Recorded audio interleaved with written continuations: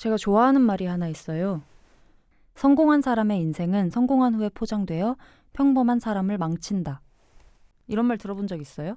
응. 어디서 들어봤어요? 인터넷에서. 이게 유명한 짤인데 누가 강연에서 사용한 PPT에 띄워져 있던 문구예요. 그게 흐릿하게 사진 찍혀서 짤로 돌아다니더라고요. 혹시 이 강연자가 누군지 아시는 분은 저희 팀으로 꼭 제보 부탁드립니다. 저 정말 만나보고 싶어요. 제가 하려는 말은 이게 아니고 저는 드디어 오늘 몇 년 동안 머릿속에서 구상만 해오던 팟캐스트를 처음 시작하게 됐습니다. 저는 성공한 사람들을 보면서 현타를 맞곤 하는 그냥 평범한 사람이에요. 그래서 이 말이 정말 큰 힘이 됩니다. 성공한 사람의 인생은 성공한 후에 포장되어 평범한 사람을 망친다. 우리 두더지 작가 이 문장에서 사람을 시작으로 바꿔서 한번 읽어줄래요? 네. 성공한 시작은 성공한 후에 포장되어 평범한 시작을 망친다. 그러니까 저는 그냥 평범하게 시작해 보려고요. 성공할지 말지는 나중에 정해지겠지만 이게 뭘 따라간다고 되는 건 아닌 것 같아요.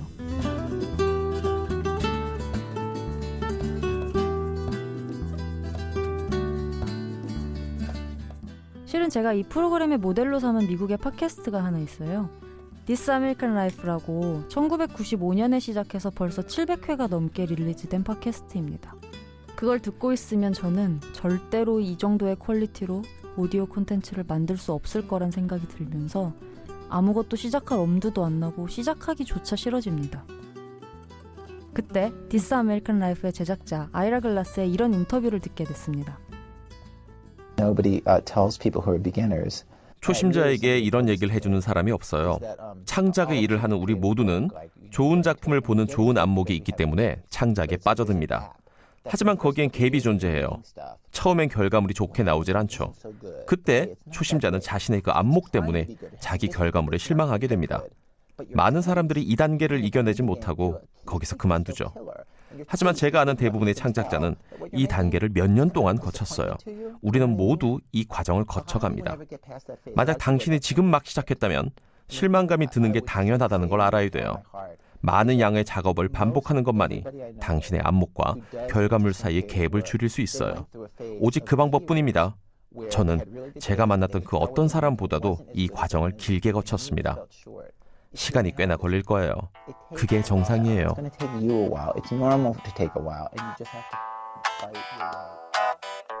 네, 그래서 제 첫 회가 절대 제 성에 차지 않더라도 그냥 한번 해보려고요. 그렇다면 첫 회의 주제는 뭐로 하지? 고민하다가 처음으로 정했습니다. 지상파 PD는 명분이 중요하다고 배웠거든요. 첫 회니까 처음, 나름 괜찮은 것 같아요.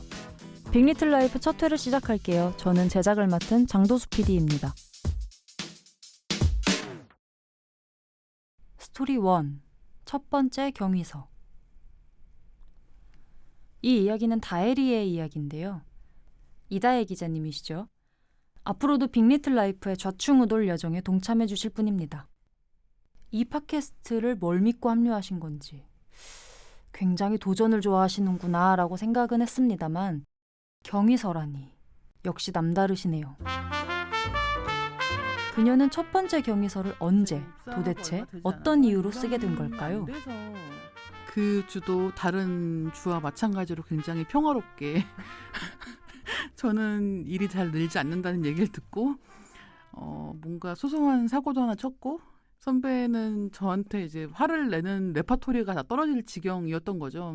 근데 도저히 안 되겠다며 경위서를 써오라는 거예요. 몇 살 때예요? 25살 때 정도 됐겠죠. 애기인데. 근데 지금은 이를테면 뭐 어떤 문서 양식이든 인터넷에 검색하면 다 뜨거든요. 그때만 해도 서식이 없었고 서식이 없는 거죠. 그래서 선배가 이제 당장 가서 뭐 경위서 써와 이렇게 얘기를 하는데 일단 경위서가 뭔지 잘 모르겠고 그치 25살이 경위서라는 말을 어떻게 알아요? 제 친구들 취직도 안 한 친구들도 많았는데 뭔지 어떻게 알아요? 그래서 경위서 어떻게 써야 되는 거냐고 물어봤어요. 아, 그 경위서 써와라고 한 선배한테 네. 직접 경위서는 어떻게 써야 되나라고 물어봤어요. 거예요? 그걸 나한테 물어보면 어떡하냐는 거예요. 그러면서 왜 어떻게 이렇게 잘못되게 됐는지에 대해서 쓰라고 하는 거죠. 근데 항상 모든 잘못을 그 기원을 짚어 나가면 제가 태어난 것부터 잘못이잖아요. 아, 그치. 내가 태어난 게 제일 큰 잘못이야. 그치, 그치. 사실은 막 나는 왜 이 일을 하고 싶었을까 막 이런 생각을 하면서 그리고 사실은 뭘 잘못했는지를 알려면 경력이 쌓여야 돼요. 맞아요. 그러니까 사고가 났는데 경위 파악이 안 되는 거예요. 경위를 써야 되는데 이제 그때 쓰면서 알았죠. 나만 없으면 모두가 평화라고 사실.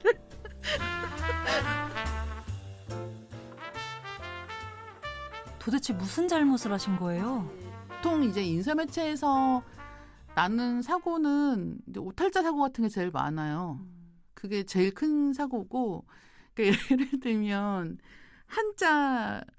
한자로 제목을 다는 경우가 있었단 말이에요. 요새는 한자를 많이 쓰지 않지만 제목에다가. 네네. 근데 이제 그 한자로 제목을 달면 이를테면 뭐 100백자에 그림 화자를 써야 되는 거예요. 백화. 네, 백화라는 걸 쓰는데 한자로 써야 되고 100백의 그림화를 써서 그 100이 정확한 100개가 아니라 굉장히 많은 수를 얘기하면서 굉장히 다양하고 많은 영화라는 뜻으로 이제 백화로 시작하는 무슨 제목이 있었어요. 근데 그러면 그때 그 디자인 팀에 있던 선배는 한글로 100을 쓴 다음에 한자 변환을 누르는 거예요. 그쵸. 보통. 그렇죠. 그렇게 하시잖아요. 그 다음에 100백을 찾지 않고 맨 처음에 나온 100을 누르는 거예요. 그 흰백일 수도 있는 거예요. 흰백에 꽃화가 되는 거죠. 그래가지고 불화였나 꽃화였나 어쨌든 불화면 흰. 그래가지고 그 실수가 되게 자주 있었던 거예요. 근데 이제 그걸 한자로 꼼꼼하게 봐야 되는데 알아서 했겠지 같은 생각을 또 했던 거죠, 저는. 그래가지고 그 건이 굉장히 큰 문제를 일으켰던. 그렇게 나갔나요? 나갔죠. 책에 나갔죠. 근데 그것도 월요일 날 이제 출근을 했더니 부르는 거예요. 갔더니 그 페이지를 딱 펼쳐놓는 거예요. 그래서 저는 그게 무서워. 생각만 해도 무서워. 근데 저는 그게 뭐가 틀렸는지 못 알아본 거죠, 한 번에. 그러면 이제 큰일에 아는 거죠. 이제 그런 식의 뭐 틀리고 이 주간지라는 게 주말이면은 광화문 서점에 쭉 깔린다고 합니다. 그래서 다혜리는 월요일에 불려가지 않으려고 그 전날인 토요일 일요일마다 광화문 서점에 가서 미리 출간물을 한 글자 한 글자 다 살펴봤다고 합니다. 사실 그때 오탈자를 발견해봐야 뭘 할 수 있겠어요. 이미 출판돼서 나왔는데. 다만 내가 혼나더라도 뭘 혼날지 미리 알고라도 가자 싶었다는 거죠. 매주 공포에 떨 정도로 무서웠대요. 지금은 프로 일잘러 같아 보이는 그녀에게 이런 과거가 있다는 게 저도 믿기지 않습니다. 그럼에도 그녀는 이 일을 계속했어요. 그때는 어떤 일을 하는지 잘 모르고 일을 시작을 했었고 취직을 하는 단계에서 아주 많이 고생하지 않고 운이 좋게 하고 싶은 일 같이 생긴 걸 하게 됐는데 어렴풋이 비슷하게 생긴. 비슷하게 생겼어. 근데 이 산이 아니야. 근데 그 산에 올라가봐야 알 수 있는 거예요. 그쵸. 이 산이 맞는지 아닌지를 알려면 그 산에 올라가 봐야 되는 거였고 이 산을 일단 올라가고 나면은 이제 어떻게 할 수 못 바꾼 거죠. 그때 가서 후회도 소용이 없는 거예요. 그래가지고 이제 그때 제가 엄청나게 일을 말은 이렇게 하지만 다혜리는 어느 정도 적성에도 맞고 능력도 됐기 때문에 노빠꾸를 선택했겠죠. 그녀의 현재는 묻 여성들의 롤모델인 프로 일잘러인걸요. 정말 상극인 회사에서 빠꾸를 선택해본. 아니야, 이거는 빠꾸도 아니고 거의 불법 유턴이었습니다. 여튼 불법 유턴해본 저로서는 일단 산이 있으면 올라가 보자 주의이긴 합니다. 여러분은 어떠신가 궁금하네요. 산을 올라가시는 편인가요? 올라가진 않고 강만 재보는 편인가요? 아니면 산 근처에도 안 가시는 편인가요?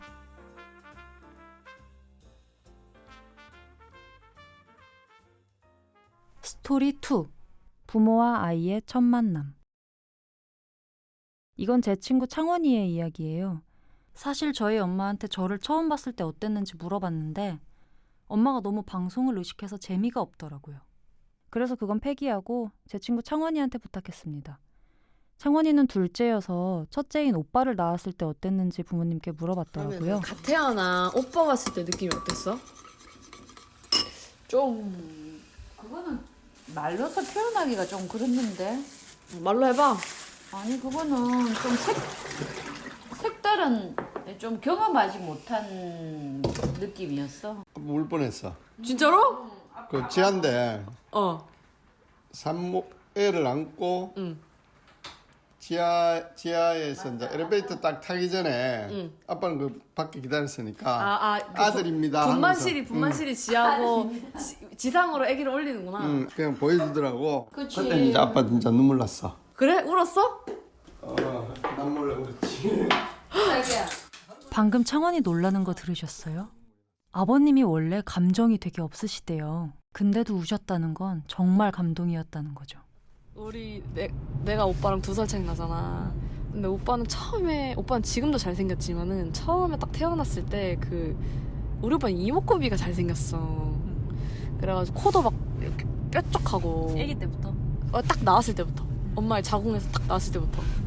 그래가지고 그게 우리 애기는 원래 나오자마자 이렇게 예쁜 거구나 엄마 이렇게 생각하고 있었는데 내가 딸이잖아 또 오빠는 남자고. 그래서 외모에 대한 기대가 한껏 차 있었는데 내가 딱 나오니까 약간 그 콘헤드 알지 서요? 콘헤드? 그 영화 콘헤드 있거든? 그거는 꽃갈콘처럼 뾰족하게 맞아. 생긴 근데 거. 처음에 아기들이 태어나면 머리가 약간 눌려가지고 콘헤드야. 아 진짜? 나 콘- 몰랐지. 애를 안 낳아봤어. 엄마가 그랬어. 그러니까 나만 그랬을 수도 있어. 아니야?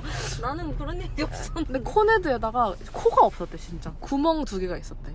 야, 그 그 정도는 아니야 너. 진짜 아니 그때는 그랬대. 엄마가 지금 많이 괜찮아진 거네. 그래가지고 엄마가 그때 아기가 바뀐 줄 알았대 자기는. 왜? 애가 너무 못생겨가지고. 에이, 못생긴 아기가 있나요? 니는 코가 없더라고. 이게 바뀐 거 아닐까? 이게 내 닮았나? 우리 집에 코 이렇게 낮은 애가 없는데. 아빠 있잖아 아빠. 아빠가 뭐 코가 났노? 근데 이제 크니까 네가 아빠 코를 닮대. 좀 동양적인 코대. 나 진짜 깜짝 놀랐어. 근데 크면 클수록 예쁘더라고 네가. 커지면서 예쁘더라고. 나 그건 몰랐지. 그래가지고 처음에 딱 나를 봤을 때 든 느낌이 아기가 바뀌었나 이 생각밖에 없었다고? 아니지. 벅찬 감정이 없었다고? 딸내미인데 못생겼네. 그 생각이 들었지. 그게 다여서 벅찬 감정 없었어 나는? 벅찬 감정은 또 있었지. 내 딸이네. 근데 엄청 예쁜 인형이 나올 줄 알았는데 아니더라고. 아빠 그러면 나 처음 봤을 때 어땠어? 니 처음 봤을 때? 울었어? 니 처음 봤을 때 안 울었지. 왜 안 울었어? 처음이고 너는 2번째잖아. 왜 안 울었어? 그래도 엄마가 나 오빠를 처음 봤을 때는 형언할 수 없는 감동을 느꼈대. 근데 나를 처음 봤을 때는 얘가 코가 왜 이렇게 낮지? 진짜 그랬어. 아니 그래서 나는 벅찬 감정이 없었단 말이야? 니는 돌 이쁘다. 코났다 자기. 이후에도 창원이는 계속 벅찬 감정에 집착했지만 대답은 들으신 바와 같습니다. 근데 저는 이 콘헤드 썰이 도저히 이해가 안 가더라고요. 그래서 최근에 아이를 낳은 선배한테 전화를 했습니다. 우리 유아 같은 경우에는 내가 자연분만 하다 보니까 이제 약간 머리가 지금은 다 괜찮아졌는데 콘헤드처럼 이 얘기 하더라. 나 이거 뭐야? 이렇게 그러니까 왜냐면 이제 아기가 조금 어느 정도 크면은 이제 내가 이제 아기를 내보낼 때 뭐 힘을 줬다가 빼는 경우가 있는데 그게 이제 실제로 되게 위험한 순간이라고도 하고 아기 머리부터 나오잖아. 머리가 눌리니까. 그렇지. 그래서 머리가 눌리니까 이제 그리고 아기 이렇게 두개골은 굉장히 연해가지고 그 정도의 이런 압박에도 굉장히 이렇게 쉽게 움푹 파고드는데 그게 그래도 조리원 생활 끝나고 나서 유아 한참 어릴 때까지도 그 자국이 남아있어서 병원 갈 진짜? 때마다 물어보고 그랬지. 콘헤드였어요? 그러면 처음 나왔을 때? 유아 콘헤드였지. 나 심지어는 우리 형부는 처음에 이제 아기를 봤잖아. 근데 간호사가 나중에 나한테 전해준 거야. 간호사한테 근데 원래 이렇게 다 불독을 닮았냐고. 딸인데 게다가. 그래서 약간 그게 불어서 이제 나와서 그런 거. 그렇지. 양수에 불어서 애가 나오니까 그러니까 보통은 이제 자기가 자기 애를 낳기 전에는 남의 애를 낳은 걸 보는데 보통은 그게 딸라도 굉장히 최측근이어도 조리원이고 뭐 가족이면은 이제 가족병동 이런 데서 이제 출산 다음 날 보기는 하는데 그때만 해도 훨씬 낫거든. 다 씻겨놓고 이제 뽀송뽀송한 상태로 보니까. 근데 이제 이거는 딱 출산 직후에 아기를 봐야 되니까 굉장히 그렇지. 살아 있구나. 코네드의 궁금증이 풀렸네요. 사실 창원이는 엄청 예뻐요. 물론 이 선배 딸내미 유화도 엄청 귀엽고요. 그러니까 처음에는 불독이나 코네드 같아도 시간이 흐르면 다 예뻐질 수 있다. 반대로 지금 예쁜 것들도 처음에는 불독이나 코네드였을 것이다 라는 말이 되겠죠? 첫 방송에 자신감이 조금 생긴 것 같습니다. 지금 우리 첫 방송이 조금은 노잼이고 망할 것 같아도 나중엔 예뻐질 거예요. 태어났을 땐 못생겼어도 지금은 얼추 사람 같아진 우리들처럼요.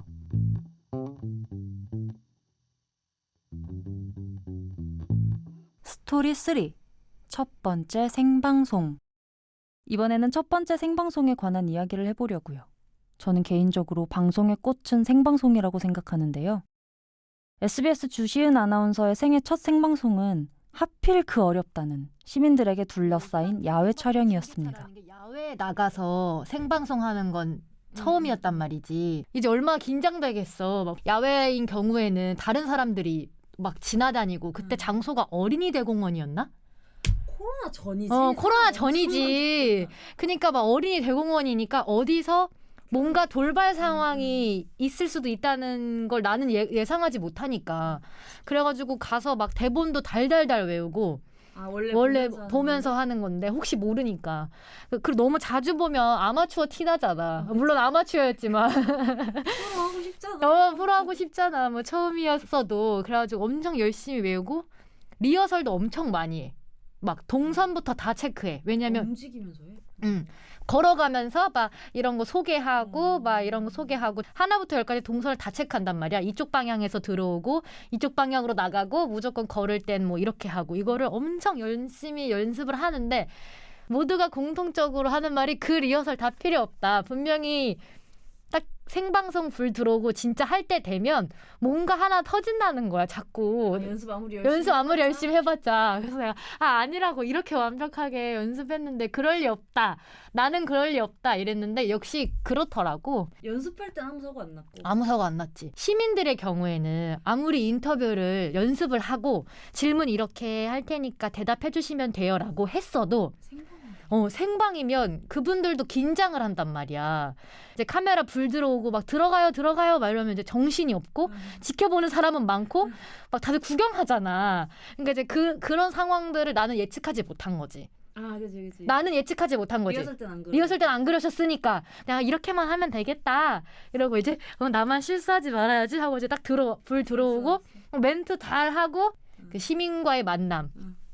그 인터뷰를 하는데 잘 하셨어. 대답도 잘 하시고 뭐 네 감사합니다 하고 이제 인터뷰가 끝나면 이제 내가 뭐 지금까지 뭐 여기 분위기는 어떻고 자 그럼 스튜디오 다시 나와주세요 하고 이제 스튜디오로 넘어가는 그 마무리만 하면 됐는데 그분이 인터뷰를 잘 하고 빨리 이제 옆으로 그냥 이렇게 싹 나가주셔. 그러니까 반대 방향으로 나가주셨어야 돼. 바깥으로 나가주셨어야 됐는데 내 앞으로 신발을 주섬주섬 신으시면서 그러니까 그때 무슨 지압판 위를 걷고 하는 인터뷰였는데 이제 신발을 주섬주섬 신으시면서 내 앞으로 이렇게 정말 유유 이렇게 지나가는 거야. 신발을 주섬주섬 해야 되니까. 그러니까 나는 막 갑자기 너무 당황스러운 거야. 내 앞에서 신발을 신으니까 나를 가리고 막 이렇게 한 요 정도 가렸어. 그리고 갑자기 딱 이렇게 들고 일어나서 내 앞을 지나가는 거지. 그러니까 나는 막 너무 놀래가지고 근데 그걸 지켜보고 있을 수는 없잖아. 뭐라도 해야 될 것 같잖아 진행을. 그래가지고 마이크를 들고 막 그분이 빨리 안 지나가니까 막 이렇게 고개를 이렇게 양쪽으로 막 이렇게 왔다 갔다 하면서. 그러니까 카메라 정면 한가운데는 시민 한 분이 천천히 신발을 신고 있고 시은이는 그 뒤에서 꼭두각시 춤을 춘 거죠. 왼쪽 오른쪽으로 고개를 기웃기웃 내밀면서. 내 얼굴은 나가야 되니까 이쪽 왼쪽 한번 보고 나머지 멘트하고 오른쪽 보고 또 다른 멘트하고 그분이 다 나가신 다음에 가운데에 서서 하고 넘겼지. 그래서 나는 이 정도면 방송 사고까지는 아니겠지? 막 이랬는데 방송 사고지 뭐. 그래서 왜 그런 일이 있었나라고 생각해봤더니 리허설 때 나가는 동선은 체크를 안 했더라고. 아, 그럴 수 있겠다. 말하면 이렇게 하시면 돼요. 그러니까 이렇게 나랑 한만 맞춰보고 그러니까 나도 내 것만 신경 쓰느라고 몰랐던 거지. 그러니까 처음이면 다 자기 것만 신경 쓰지. 그래서 내가 인터뷰를 하고 자 이쪽으로 나가시면 돼요라고 말을 했었어야 됐는데. 그랬으면 좀 나았을 텐데 너무 뭐랄까. 네 그렇게만 해주시면 돼요? 하고 이제 인터뷰를 했는데 내 앞으로 지나. 아무리 준비해도 사고는 난다는 거죠. 내가 아무리 멋있고 세련되고 진짜 죽여주는 팟캐스트를 만들려고 준비를 엄청 해도 마음처럼 안 될 수도 있다는 겁니다.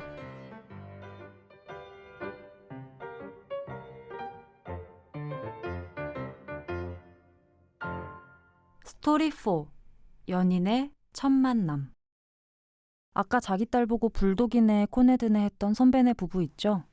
이 둘의 만남은 친구들 사이에서도 두고두고 의아하게 여겨지는 조합이었거든요. 효은은 제가 본 사람 중에 술에게 제일 진심인 사람이고요. 남편은 술을 입에도 대지 않는 사람이에요. 그런데 둘은 어떻게 처음 만나서 지금까지 부부로 살고 있는 걸까요? 효은은 대학을 졸업하고 대학원 입학을 앞두고 있던 시기에 친구가 썸 타는 남자와 공동으로 주선하는 미팅에 나가게 됩니다. 나가서 이제 별로면 마음에 그리 드는 사람이 없으면은 내 친구나 밀어주자 하고 나갔는데 나가서 3대3으로 봤더니 아니나 다를까 주선자만 괜찮은 거야. 지금도 친한데 지금도 그 오빠랑은 친한데 이제 주선자만 괜찮아서 그러면은 친구다 밀어줘야겠다. 하면서 이제 근데 그 오빠들 무리는 술을 굉장히 못하는 무리였고 이게 어느 정도냐면 이 형부 무리들은 밥을 먹고 카페에 갔다가 얘기를 더 하고 싶으면 아이스크림 가게에서 남자 셋이 모여서 아이스크림을 먹으면서 수다를 떠는 그런 친구들이라고 합니다. 해가지고 이제 내가 막 사회도 보고 좀 이렇게 하면서 3대3 미팅에 사회자가 필요해? 그렇지.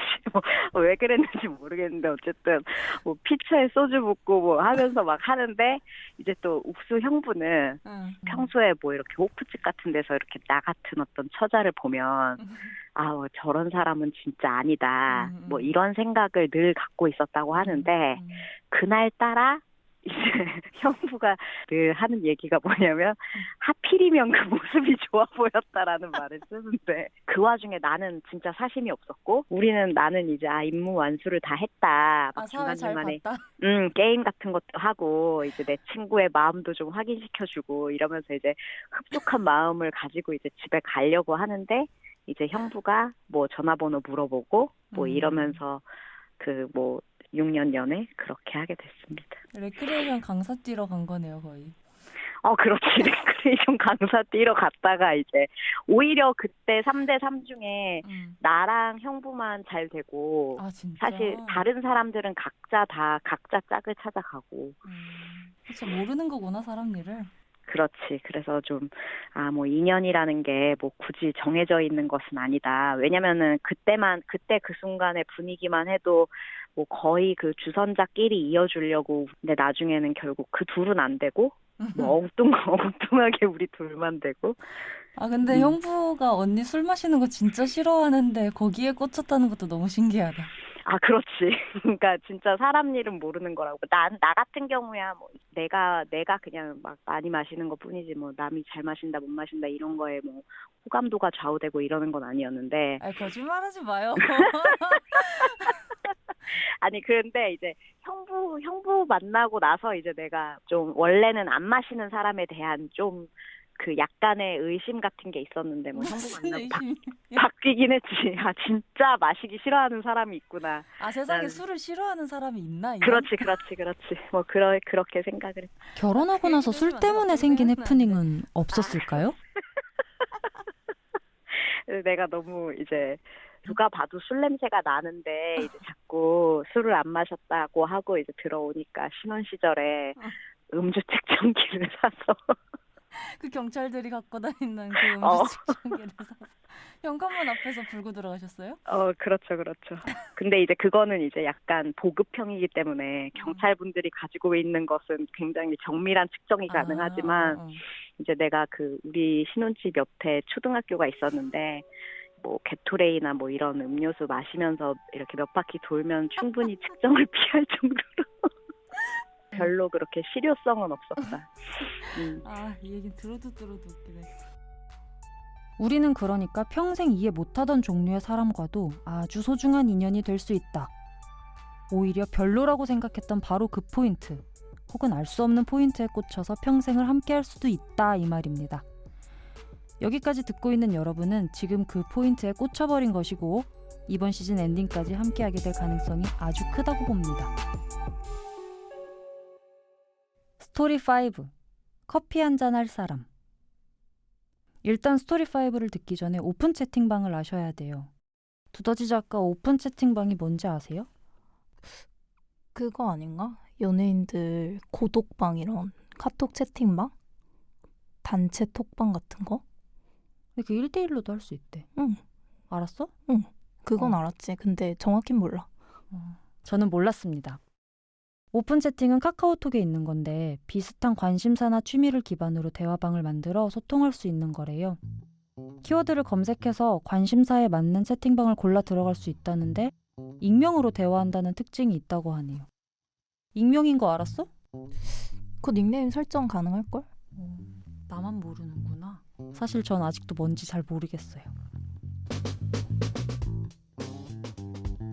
어느 날 정연이는 오픈 채팅방에 방을 팠습니다. 방 이름은 서울만. 이름부터 의미심장하죠?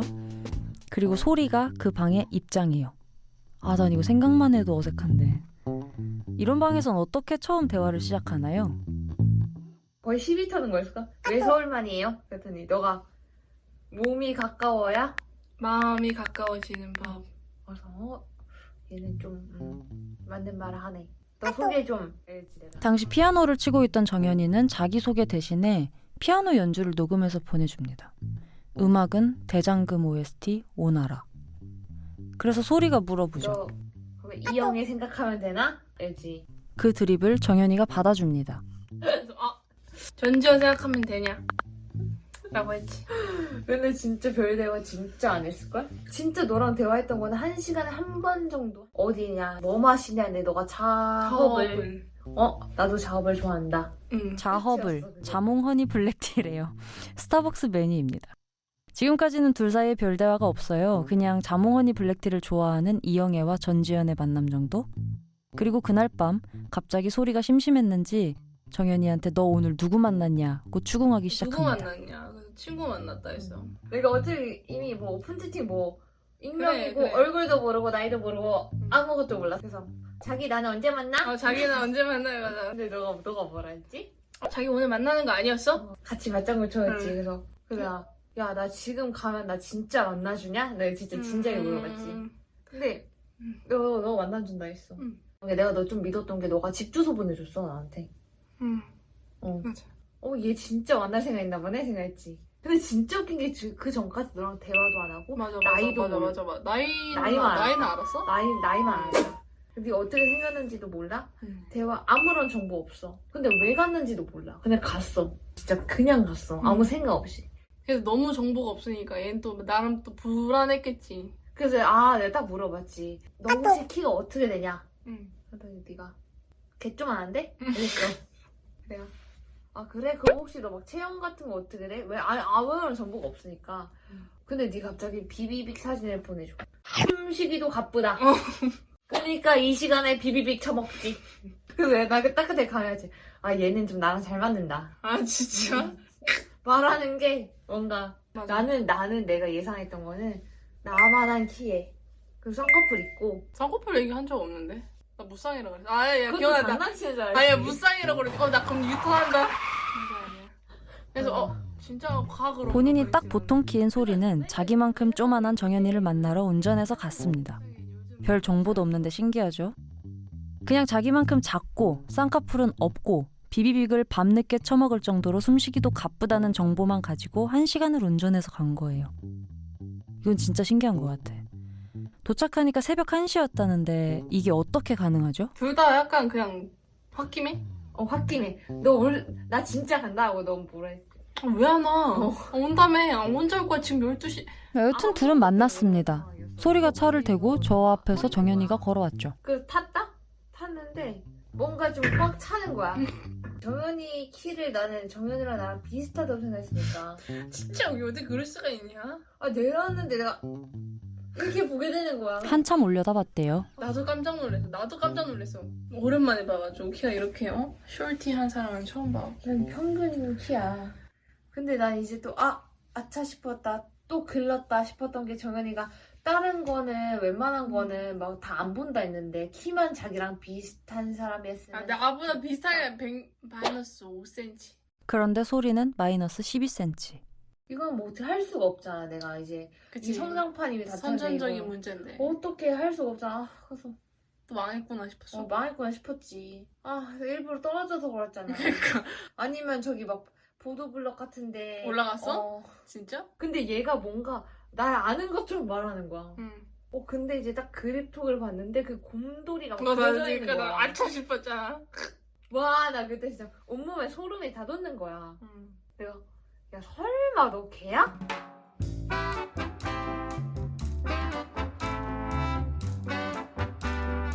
뭘까요? 그립톡에는 무슨 일이 있었고 정연이는 소리를 보고 왜 실실 웃었을까요?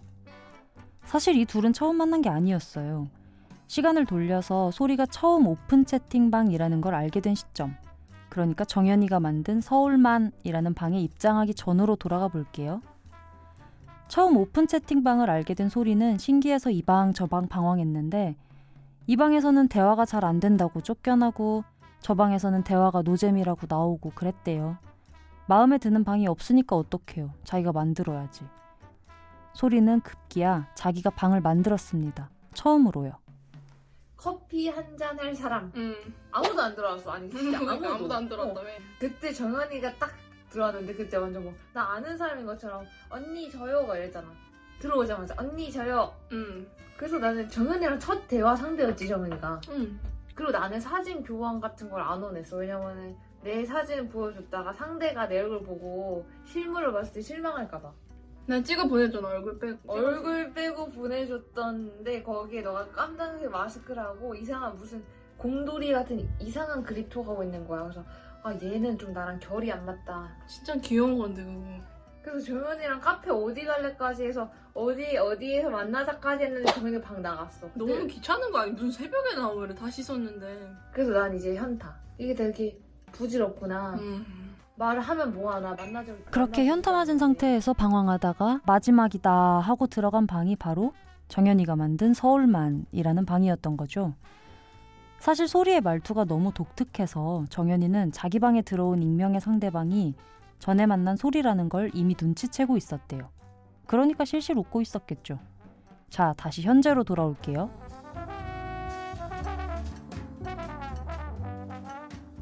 야 설마 너 걔야? 이랬잖아. 와 그럼 그때 방 나갔던 애가 내 눈앞에 있는 거잖아 지금. 볼장 다 보고 날 두고 나가버리는데 오히려 그래서 거리낄 것이 없어졌고 뭐 어차피 예상한 피지컬도 아니고 하니까 완전 편하게 얘기를 나눌 수 있었다고 진짜 합니다. 편하게 얘기했지. 진짜 편하게 얘기했지. 그거 다 얘기했지. 그냥 나 나의 그래서 듣고 있었어. 나 신기했어. 나는 왜냐면 이런 애 처음 봤거든. 내가 이 사람에 대한 약간의 관심이 있거나 잘 좀 그런 게 있으면 어색하거나 이런 게 있으면 내 모습으로 절대 못 대한단 말이야. 가면을 쓰고 대하게 되니까 재미도 없고 내가 원하는 모습도 안 나오고 그랬던 거야. 근데 정연이는 그런 생각 갖고 만난 것도 아니었잖아. 그래서 편하게 했나 보다. 뭔가 본인이 좋아하면은 다 뭔가 실패로 돌아간다. 맞아. 너가 그때 나한테 딱 이 말 했어. 언니 그냥 나한테 하는 것처럼 하면 인기 많을 것 같은데? 라고 했지. 나한테 하는 것처럼 하면 인기 많을 것 같은데 라고 했을 때가 딱 너가 그냥 편해져가지고 그냥 내 모습 그대로 얘기했을 때였어. 그러면은 난 너 모습 그대로를 좋아해 준 거네. 그게 너무. 정연이와 소리는 지금까지 행복한 연인으로 살고 있습니다. 역시 아무 기대 없이 만나야 뭐가 되나 봐요. 그러니까 여러분도 우리 프로그램에 아무 기대하지 마세요. 나도 우리 프로그램에 아무 기대를 안 하고 그렇게 지내다 보면 뭐라도 되겠죠. 우리 잘 될 거예요. 빅리틀 라이프 1회를 마칩니다.